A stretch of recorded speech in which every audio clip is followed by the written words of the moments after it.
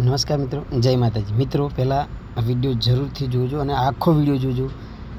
કિંજલબેન રબાડી વિવાદમાં આવે, એમને અચાનક બીજા સમાજમાં લગ્ન કરવાનો ફેંસલો લઈ લીધો છે અને એમને ધમકી મળી રહી છે. તો કિંજલબેન શું બોલ્યા? જય માતાજી, જય દ્વારકાધીશ.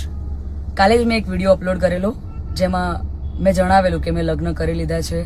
મારી રાજી ખુશીથી હું એમના જોડે રહું છું, એમના જોડે આવી છું.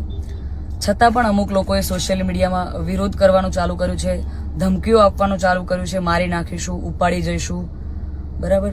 તો મને એ નથી સમજાતું કે જ્યાં સુધી હું સમાજનું નામ રોશન કરી રહી છું, જ્યાં સુધી હું મારા ઘરે પૈસા કમાઈ રહી છું, જ્યાં સુધી હું એમના માટે કંઈક કરી રહી છું, ત્યાં સુધી હું બધાને સારી લાગુ છું. જ્યારે મેં મારી લાઈફ માટે એક ડિસિઝન લીધું છે, એમાં હું ખોટી થઈ જાઉં છું, ખરાબ થઈ જાઉં છું. બરાબર? અને એને લઈને ઘણા બધા લોકોએ એવું બી મૂક્યું છે, સમાજવાળાઓ લોકોએ, કે ભાઈ અમે દીકરીઓને ઇન્સ્ટાગ્રામ, ફેસબુક બધું યુઝ કરવાનું બંધ કરાવી દઈશું.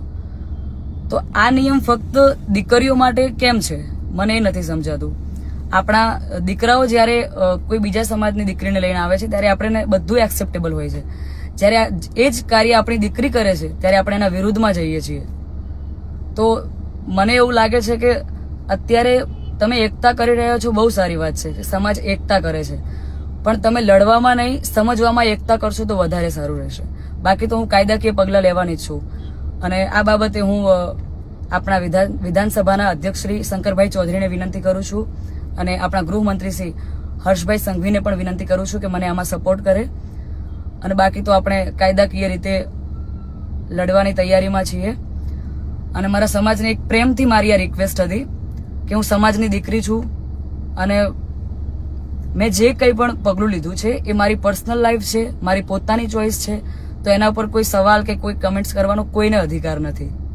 જય માતાજી, જય દ્વારકાધીશ.